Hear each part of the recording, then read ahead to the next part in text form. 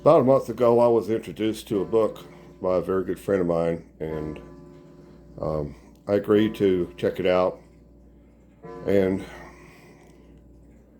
so I contacted the author of the book. The book hadn't been released yet, and he was nice enough to talk to me about it. And I told him I would buy the book when it got released, and that I would read the book. And after I read the book, he wanted to know if I'd be willing to talk to him about it, and I said yes, I would. So I I did order the book, and the book arrived, and I've been reading it. To be fair, I'm not going to name the book or nor the author. Um, I will tell you that the book is about slavery in the United States as opposed to slavery in the Bible. It's also about a lot more. It's about, you know, healing the wounds of racism and bringing people together, white and black people especially in particular. And, I think it has a honorable purpose. And now that the book has arrived, I've had it probably, let's see, about 3 weeks. And I will say this, I'm not reading the book, I am researching the book. And I'm not leaving any stone unturned, because I learned a long time ago not to take things at face value, just on the surface, and just blindly assume that what I'm being told, no matter who it's by, that's the absolute truth. I expected that there would be references, and there are references, and I am looking at those references. But anyway, get back to the point. While I was waiting on the book to be released, and while I was waiting on the book to come in the mail, I went to this man's Facebook page, and I was interested to see where he was coming from before I got the book. And so I started watching his videos, and as it happened, I think the first time listening to any of his videos, I was headed down to Louisiana on a 10-hour drive, and I had nothing better to do. Figured a good way to stay awake would be to listen to this man's videos. I listened to 3 of them. I listened to them 2 or 3 times a piece. And then, since then, I have listened to several more of his videos, and or watched them. And I've watched those several times a piece. And I've looked at his post on Facebook or social media. And so I've done a lot of listening and a lot of reading, and I've tried to approach it as objectively as possible, for considering the subject matter for a white boy. But I think that I've approached it in a very fair manner. I've approached his words, his statements in his videos with a fair mind, and I've researched those too. And so I'm going to get into a few things here. I'm not here to talk about the book so much as I am to talk about the some of the statements that the author has made in his videos and elsewhere. And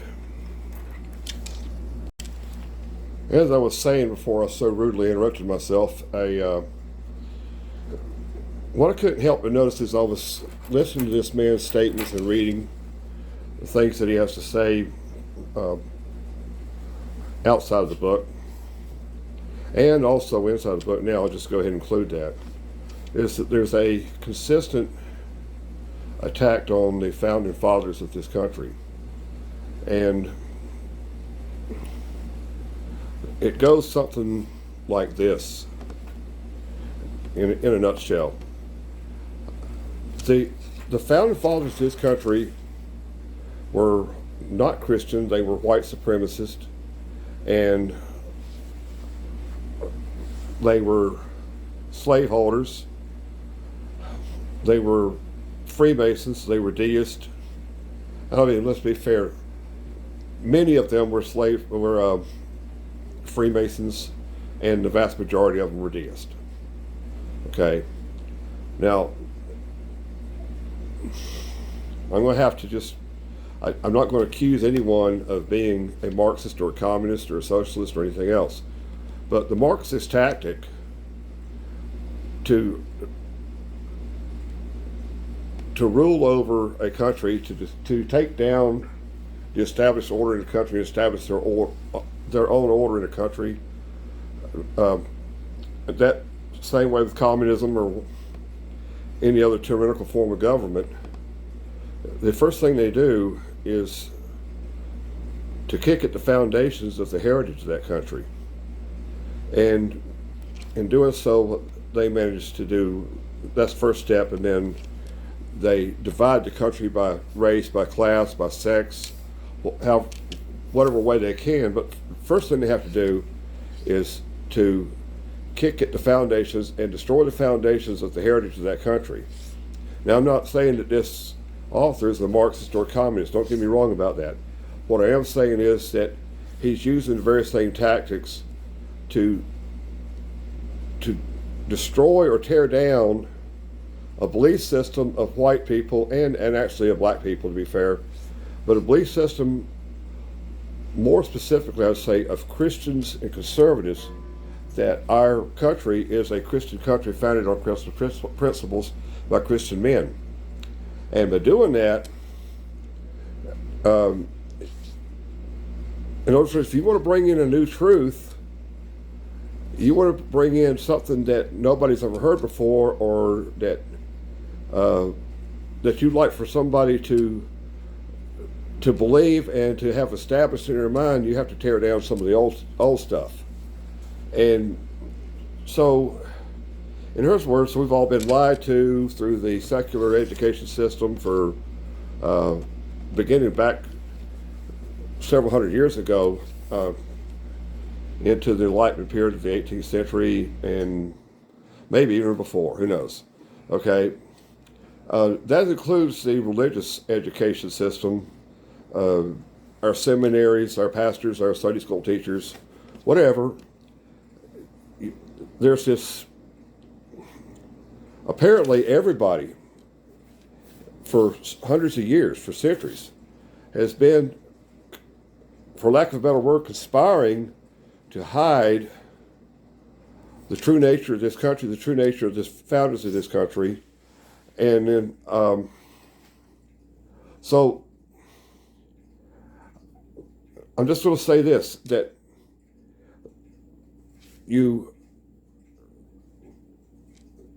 sir, are not, I'm not saying you're a Marxist. I'm not saying you're a communist. I'm saying you're using the very same tactics. I recognize them and understand them.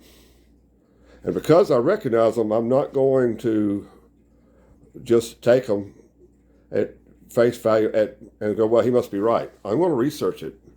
And actually, I shouldn't say I'm going to research it.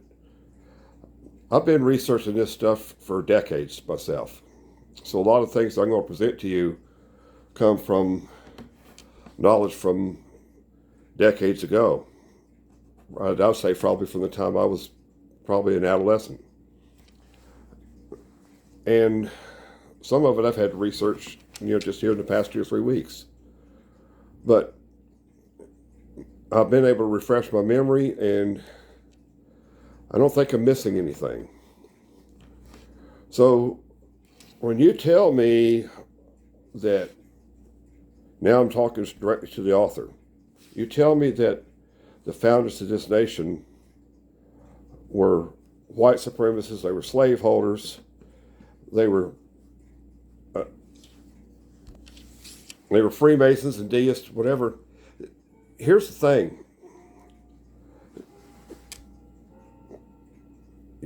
I see the tactic as the logical fallacy, the no true Scotsman fallacy. In other words, no Scotsman ever puts sugar in his porridge. Well, my Uncle Ambrose is a Scotsman and he puts sugar in his porridge. Well, then he's not a true Scotsman. And same thing goes with the no Christian would ever be a slaveholder holding a gun and a whip in one hand and a Bible in the other. And, well, so-and-so, one of my ancestors was a Christian and he was a slaveholder.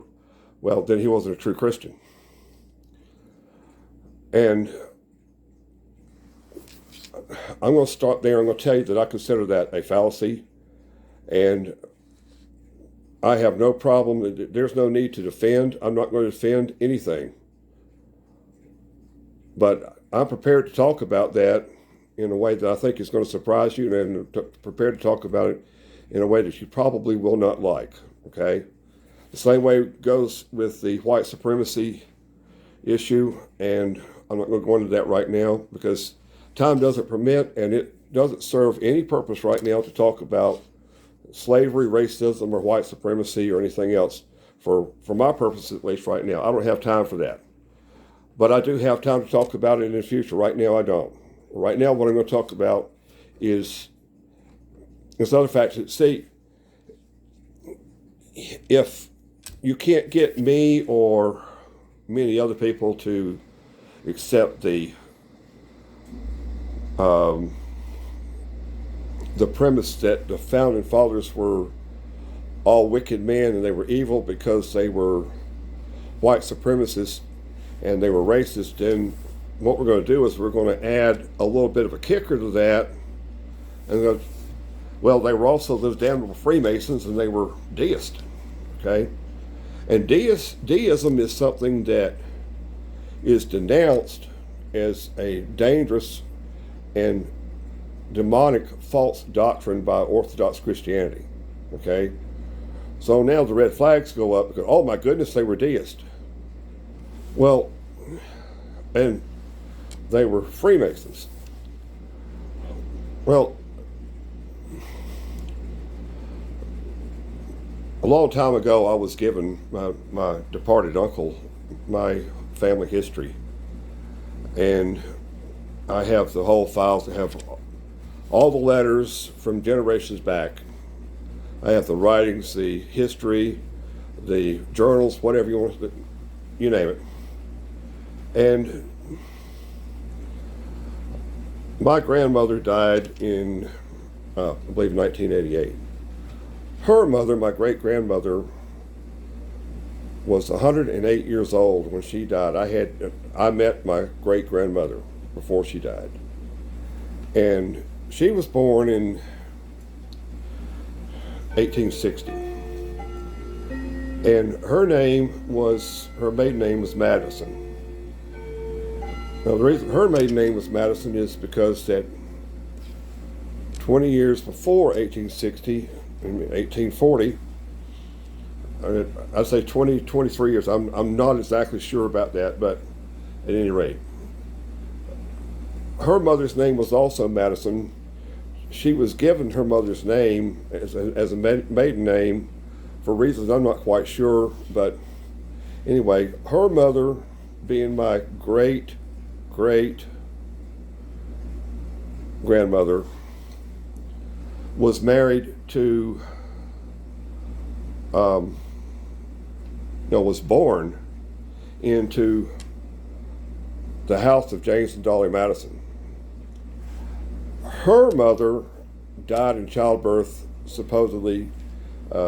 She was married to William Madison, James Madison's brother, and their father was James Madison Sr., okay? Now, I go to that to tell you that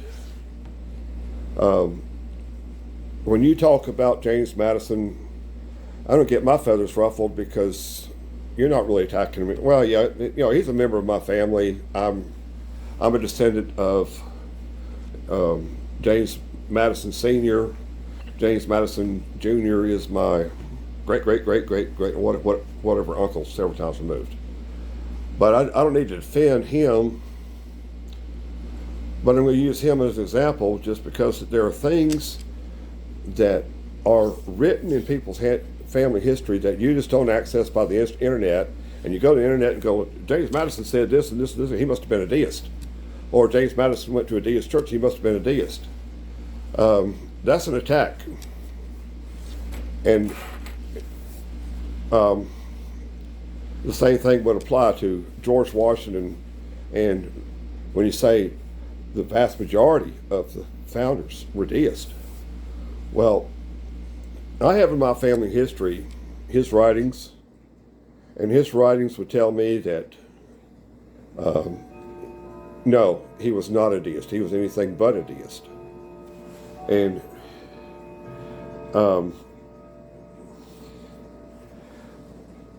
when we go back into reading historians and sources, and such, the honest historians, the ones with integrity, will tell you that other than a few like George Washington, James Madison, Thomas Edison, Thomas Jefferson, and the big four, the big five, we really don't have enough of their writings captured to fairly say whether they were, what their religious beliefs were. Okay? But here's the thing, is that if you read the history, you find it out that a lot of Americans, a lot of people were deists.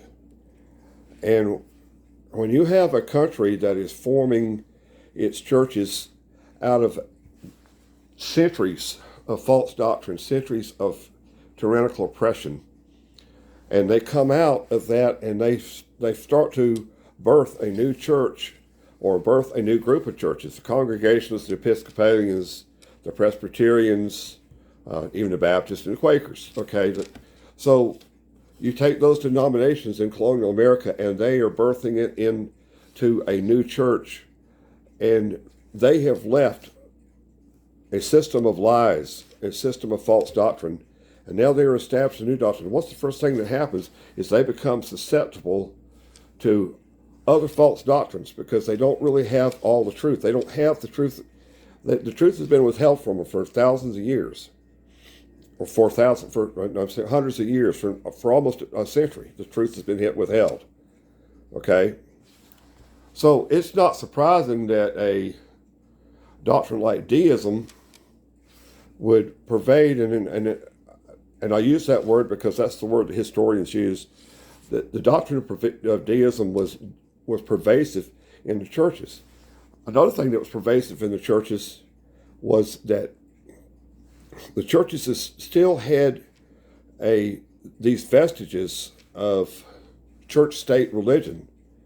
So for almost 100 years, well, right up actually to the Great Awakening, the churches practiced what I'd call church-state tyranny.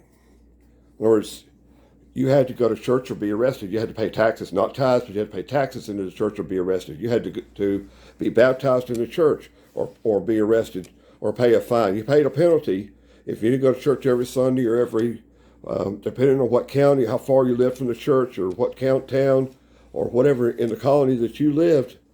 If you didn't go to church when everybody said you should go to church, you got fined or put in prison. If you didn't believe what everybody thought you should believe, you got ostracized and banned from the community. Okay? So you have these churches where this doctrine is pervasive, and you have people who are going there and baptized into those churches by law. They go there by law, and then you have ill-meaning historians after they die who go in and denounce them. Well, they went to a deist church because they must have been deist. they denounce them as being deists on the slim threads of their associations and not their writings. Or they denounce them for being deists because they had deist writings at some point in their life, but they, like everybody else, we all change our beliefs, sometimes for better or for worse, over a period of the timeline, okay? So I see these people picking out, well, this guy was a deist. He couldn't have been serving the same God that he wrote about in the Declaration of Independence, or he couldn't have been serving the same God that he wrote about in the preamble to the Constitution, whatever, you know. That's a different God. Well, you don't know that, because that you don't know what time frame. Until somebody points out the time frame, then you can't, because I've looked at some of these guys, I've looked at their letters, I've looked at the dates, and some of these guys were you know, 20, 22, 23 years old, and they were, when I was that age, I was still forming my theology, my doctrine. In fact, I was emptying out my doctrine, and excuse me, I had been raised in what I would consider a false, tantamount to a false cult.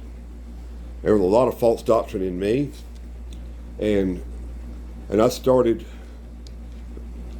reviewing that stuff and researching it and looking at it and go, you know what, this isn't right. And I started changing mine. So I can't look at these guys and go, well, at some point in his life he wrote this, but therefore he couldn't have possibly been a Christian. So I point out this thing with James Madison because I'm aware that actually James Madison, as an example, did have some things to say that you might go, you know what, that sounds a little deistic to me.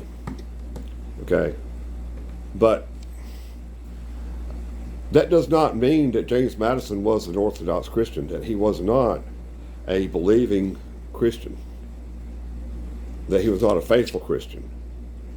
It means very little to me. It means very little to anybody who has two brain cells to put together and to realize that at some point in James Madison's life, when most of the churches had this pervasion or pervasive influence of deism and occultism and lots of other things going in, it was a confusing time. So I'm not surprised that somebody might write this. But let's give them the grace we afford ourselves, in that they were human, they had limited understanding, and just like us, and we change our beliefs, they can change theirs. Okay? We can go from darkness into light, and they can go from darkness into light. And just because we were in darkness at one point in our beliefs, or we have some shady, sketchy beliefs, does not mean that we were not Christians at that time. And you know better.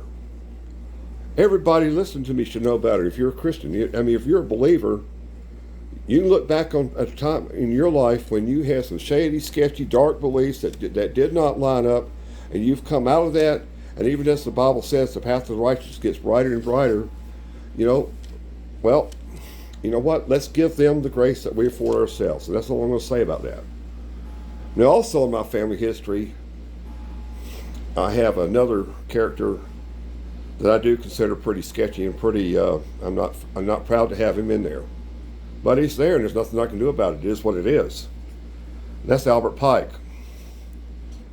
Now, Albert Pike was I'm not a descendant of his. He, again, is a third or fourth great uncle. I don't remember how many generations removed, but he's a great uncle of mine, one way or the other. Albert Pike was the founder, or is considered the father of modern day Freemasonry in America. Let's get that straight. Not the founder of modern day Freemasonry, or not the founder of Freemasonry, but founder of modern day Freemasonry in America, the 33rd degree Scottish Rite. Okay. Now, The writer makes the charge that George Washington and other, excuse me, I've been out in the cold all day. Okay, George Washington and other founders were Freemasons. Well, because of the writings of people like Albert Pike, Albert Mackey, and a few others, which actually their names I haven't got. I researched this a long time ago. And because of the writings of people who are Christians who came out of Freemasonry, renounced Freemasonry, and came out to testify against it at great risk and peril to themselves, and a lot of them came out in the mid 70s. I heard some of them speak. And their writings revealed that the satanic nature of Freemasonry. And Albert Pike, Albert Mackey state, and I read in Morals and Dogma by Albert Pike. I used to have the book. I read most of the book, and I basically had to get out of my house. It was so evil, I didn't want my children around it. But Albert Pike makes it known in his writings that the secret of the 33rd degree and the true God of the 33rd degree Mason, or the true God of Freemasonry, is not known to the Master Mason. It is revealed only after he becomes a 33rd degree Mason. And the 33rd degree Mason is relatively new in the halls of Freemasonry. In other words, if there was a 33rd degree Mason or a 33rd degree Mason charter in the colonial America, I don't know anybody who's been able to discover that and determine that. The Freemasons are masters at secrecy, sleight of hand, and craft, okay, or graft, all right? So nobody can really put a finger on that. One thing we do know is that the Freemasons in the colonial time were not privy to the idea that Freemasonry, they weren't privy to the dark, sinister nature of Freemasonry. They did not know who the Freemasonry God is, okay? And so, yes, George Washington, no doubt, was a Freemason. And, but, so you say, well, he should have known, because as a Freemason, you come to the lodge. When you enter the lodge as an apprentice, you come in and the worshipful master says, "From whence dost thou come, and why do you come across the threshold of the lodge to the Grand Master?" And the apprentice Mason says, "I come to the worshipful master in search of light." Something like that. I don't remember the exact words. And and you know, in the rituals of Freemasonry, they raise you from dead to everlasting life. The lion's paw handshake. Oh, well, he should have known, he should have known, he should have known. And all these other Masons, or these other founding fathers that were Freemasons, they should have known. Just look at the oaths, just look at what they did, to the rituals they went through. Well, perhaps so, but if that's true, if you look at the memberships logs of the Halls of Freemasonry, you're going to find that there are literally scads, hundreds and hundreds and hundreds of Christian pastors from all denominations who are Freemasons, who were then and are now. And it's only been within the past, I'd say, probably less than 50 years, and especially since the advent of the internet, that people have begun to understand that you can't be a Christian and a Freemason too. And to this day, I've talked to good Bible-believing Christians and pastors and tried to talk to them about this. They can't believe it. You know why they can't believe it? Because it's hidden from them. And you know, you can beat your head against the wall with them, they still can't believe it. It seems righteous to them, it seems good to them. And so if you're going to say, well, these evil founding fathers, they could not have been Christians, then we're going to use the no true Scotsman fallacy again, without looking at the extenuating circumstances, without looking at possibilities of that everyone can be deceived, even true Christians. Well, no Christian can be a Freemason. You can't be a Freemason and a Christian too. Well, you know, my pastor's a Freemason. Well, he's a Christian and he's a Freemason. Well, he's not a true Christian. So, whatever we lay on the founding fathers for Freemasonry, we're going to have to lay on some of our own pastors and a good number of our own pastors. But there's an interesting side note to this, and that is that there was a man by the name of Prince Hall who was a contemporary with the founding fathers. He was a black man. He tried to gain entrance into the Massachusetts Lodge and was denied because he's a black man, so he went to England to the he sent out letters to the Freemasonry lodges in England and requested a charter for a black Freemasonry hall, and they granted it. So he established what we now know as the Prince Hall Lodge. Now, the Prince Hall Lodge is the black lodge. And that is where black people from that point on have gone to become Freemasons. And Prince Hall Lodge Freemasons are Freemasons. They're no less Freemasons than white Freemasons or any other race or color of Freemasons, but they are Freemasons. Okay?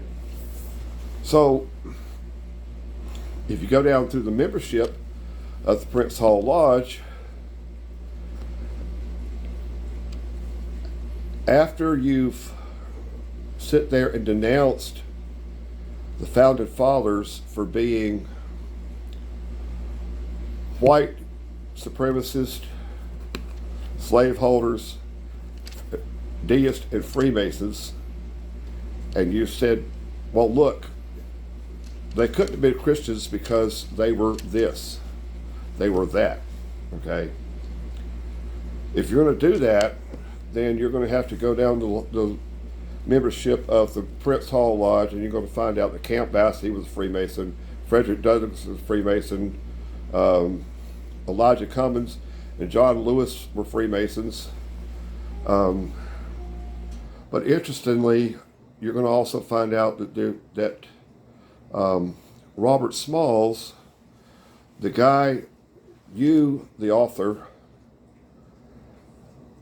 tout as being one of the heroes, the founder of the Republican Party in South Carolina, and obviously he was a great man. He was a Christian. He was a member of the Buford Church. I don't know, whichever. But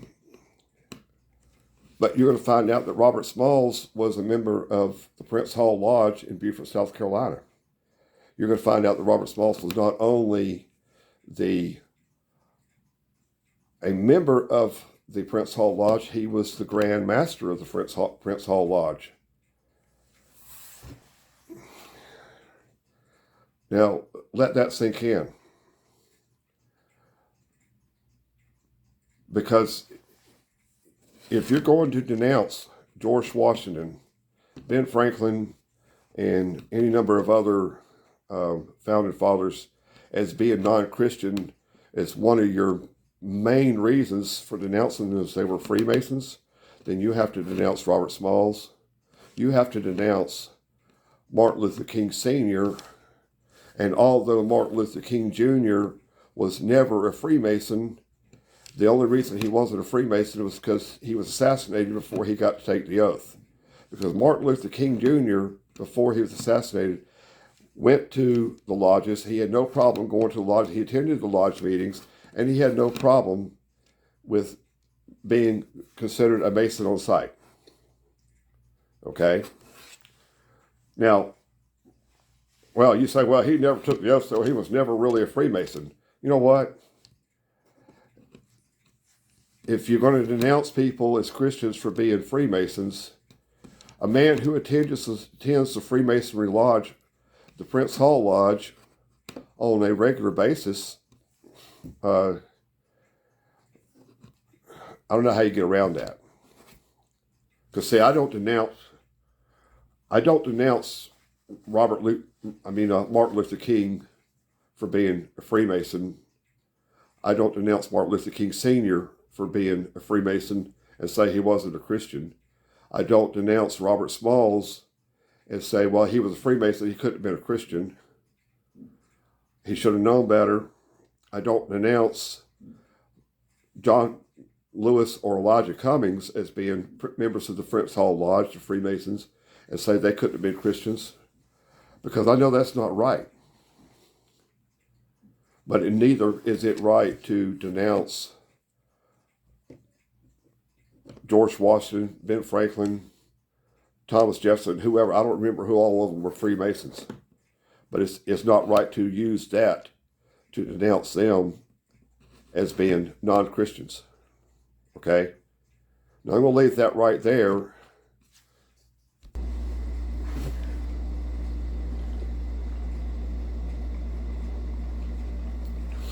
And I'm going to go to another situation where the author has on his Facebook post, he has a video where a man is standing up denouncing George Washington again. Here's this never-ending, non-stop attack on the founding fathers and the first president of the United States. Well, George Washington, this guy says you can go through all of George Washington's letters, a vast amount of letters that he wrote to everybody, and I believe they said it would fill up 90 volumes. Whatever a volume is, I don't know, but there was probably thousands of letters. And he said you can go through all these letters and you won't find one place where George Washington mentions the name of Jesus Christ. Well, right there, I have a question. At which point do we decide that a man is not a Christian? Because he says this man couldn't have been a Christian. He never mentioned Jesus Christ. Well, at which point do we decide that a man is not a Christian because he doesn't mention the name of Jesus Christ in any of his letters? Who made that rule? Where's that found? But here's the thing, and that is that as soon as I heard that, I said, that's not true, because I know for a fact that for years and years and years, I have been looking at George Washington's writing, and I know. So I went back to my resources, and there was just a few taps on the internet, sitting on my cell phone, and on my way back down to Louisiana again. And lo and behold, before my car could even fill up with gas, or my truck, I got my truck filled up with gas, here I come up with two. Just two, that's all. And there's more where George Washington did mention Jesus Christ. So when you say, when a man says, you can go through all of George Washington's writings and never find that he mentioned the name of Jesus Christ one time, and do you actually still believe this man was a Christian? I mean, by golly, he didn't ever mention the name in all his thousands of letters. He never mentioned the name of Jesus Christ. Well, that actually is a lie. That's called bearing false witness against your neighbor. And if you post that as truth, that also bears false witness against your neighbor. Now, I'm being straightforward, okay? And um, then this guy goes on to denounce John Adams, Thomas Paine, Thomas Jefferson, and he's got some good points about Thomas Jefferson. Now, Thomas Jefferson obviously was a deist. Um, Thomas Paine was obviously a deist and had some really messed up stuff in his life. But at the time, I'm going to say this, at the time that he was involved in the American Revolution, see, he wasn't even American. He came over from England or France or wherever. But at the time that he was involved in the American Revolution, his writings do not say that do not reflect deism. That deism came at a later time. And again, if you're going to be fair to people, you have to look at the timeline and realize that people change their beliefs for better or for worse in their life, from the time they're born, or from the time they're accountable or forming their beliefs until the time they die. They change their beliefs. They go backwards and forwards. So you can't just pull one writing or two, three writings out and say, well, I judge this man being this, because you don't know until you read everything that he's read and the timeline and that he read it. Okay? Now I'm going to go back to this idea of George Washington being a Mason, because that the whole truth needs to be told here. You're not going to find this on the internet. I don't think you will. You're probably not going to find any of this because it comes straight from the halls of Freemasonry. Okay? I have in my possession a photograph, not the actual picture, but I have a photograph of the painting of George Washington's death. I know that I was taught that, George Washington died of some kind of blood infection or throat infection, and it got into his bloodstream, and primitive doctors who didn't have the knowledge that we have today believed that they could bleed him with leeches, and they tried using leeches, and then he up and died anyway. Well, that's what we're told in history, but straight from the halls of Freemasonry, I'm going to give you this, because that I have a photograph of the painting that was painted by a Masonic doctor. The death of George Washington was recorded by a Masonic doctor, or a Masonic historian, excuse me, and it was attended to by 5 Masonic doctors. And in this painting, you see George Washington on his deathbed with a Mason at each ankle or each leg, a Mason at each arm, and a Mason at his throat. Okay? And the Masonic doctor, the Masonic historian wrote down all the details of this death. Okay?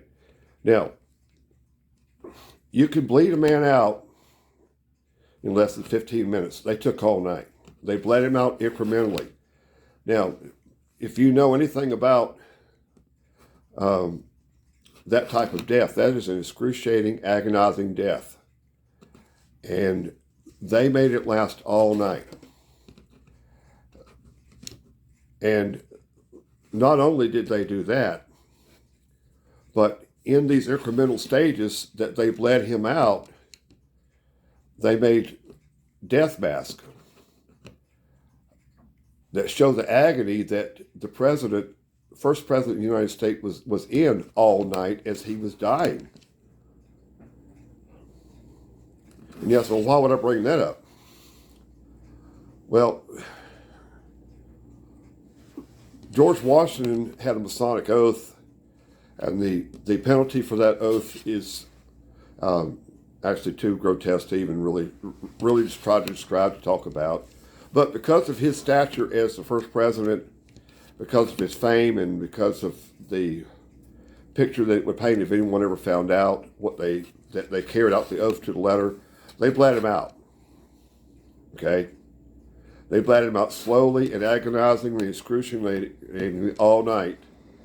And they held these death masks as threats to future politicians and people in high power who were Freemasons, and said, here, Here's a picture. This is what it looks like.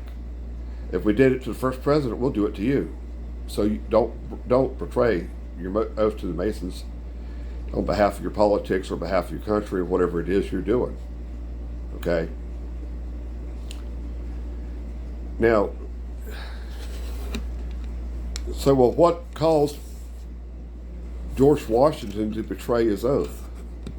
Because George Washington came to realization at some point in his life that he could not be a Christian and a Freemason too. And there is another story that leads up to how George Washington found out. And I'm not going to go into that. But he found out by putting two and two together and realized what the Freemasons were doing in the United States of America. And in his oath of office to be the President of the United States, when he took his oath of office and when he carried out his oath as the President of the United States, years later he came to the realization that as a Christian and as the person that he was, he could not be a Freemason anymore. And unlike a lot of other people who, as Christians, when they realize what the Freemasons really are, they just quit going to the lodge. They just kind of disappeared, fade off the scene. You know, George Washington didn't take the easy way out. He renounced and denounced the Freemasons and exposed them for what they were and what they were doing in America. So while you are condemning and denouncing George Washington as a Freemason, again, let's afford him the same grace that we afford ourselves, okay? And that realize that we have the privilege of being convicted. We have the privilege of realizing that we are doing something that is unpleasing to God, and we have the privilege of repenting and turning around, just like he did.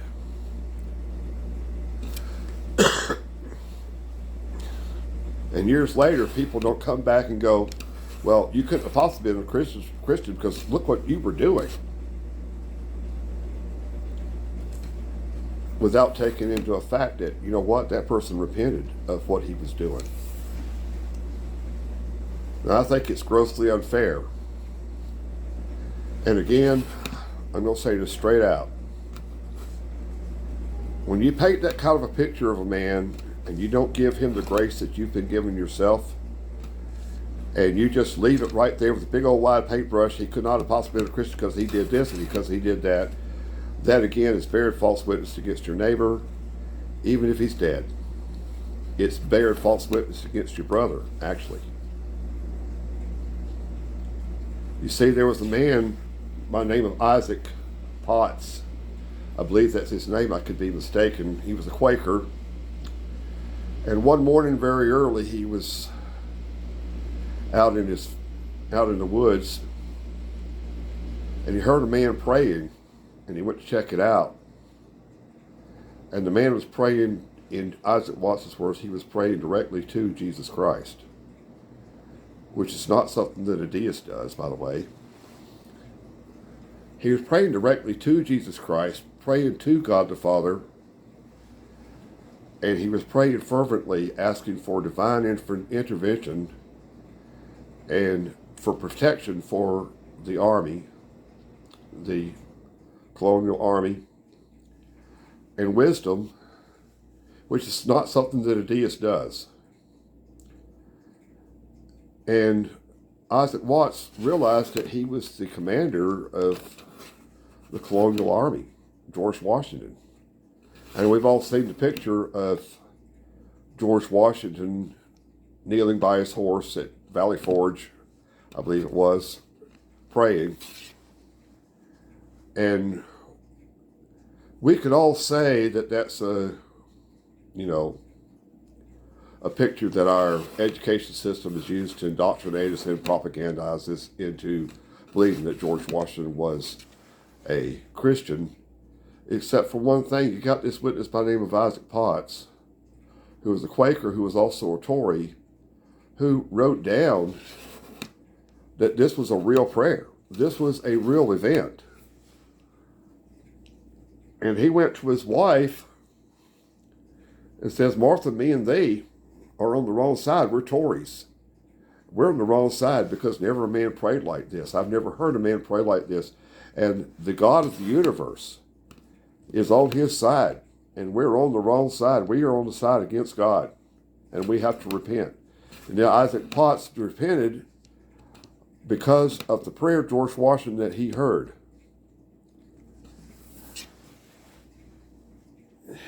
And there are pictures of George Washington kneeling by his horse that look just like the one where Isaac Watts had himself painted into the picture,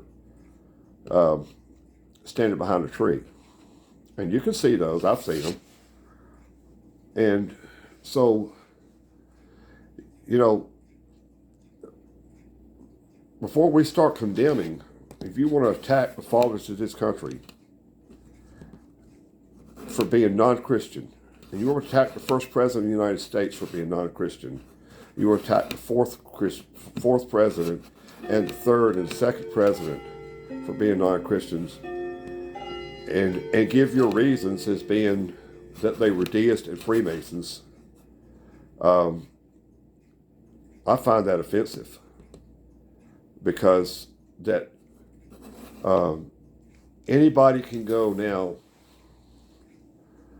onto the internet, even before the internet. I would say this, that you know, and I'm just going to use an analogy here. If you want to believe that man never walked on the moon, you can go to the internet and you can find any number of articles that look valid, that look authoritative, and those articles will confirm to you that man never really did walk on the moon. But if you want to believe that man did walk on the moon, you can also go to the internet and you can find any number of articles. For every one that you found that said differently, you can find another one that said that he did walk on the moon. It's not a hoax, it's not a conspiracy. And you can find those authoritative, valid, seemingly valid articles that support that side. And the same way goes with founding fathers. 50 years after they died, within 50 years after they died, they had their detractors, their enemies, who were pulling out everything they could. There was historians who were denouncing them as being deists. There were historians that were denouncing them as being non-Christian because they were this and that and the other thing. All right? Even using every little thing they could find, like other than slavery, they were using, he was unfaithful to his wife. He was this and that, he left his family. This one did this and this one did that. But if you want to go to the writings of one of the founders and prove that he was a deist, and this really bothers me, because I saw a person that I consider to be very astute, a person who is known all over the United States. He's on TV all the time, as a conservative spokesman, and he produced a short video about the founding fathers, and he did the same thing that the detractors did that I'm rebuking, and that is he pulled out a few writings of this and that: George Washington, Thomas Jefferson, John Jay, John Hancock, Thomas Paine. He pulled out a few writings that they had, said this proves that he was a Christian. This writing here proves that this guy was a Christian. This writing here proves that John Adams was a Christian. This writing here proves that Monroe was a Christian, or Madison was a Christian. And so that's just as bad, actually. Because again, it's not looking at the whole scholarship. It's not being good scholarship and looking at all the circumstances and all of the writings and all the timelines. So, I think we have to go back to the scholars that actually have some, what's the word? Integrity. The scholars that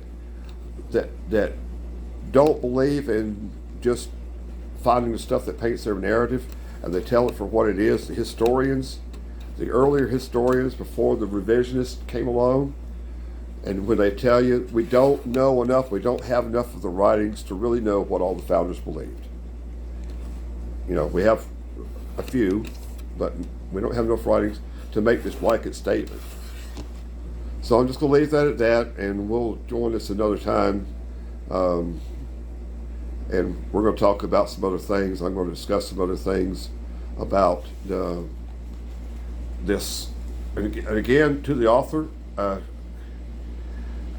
going to tell you, I am reading your book, but I'm more researching it than anything.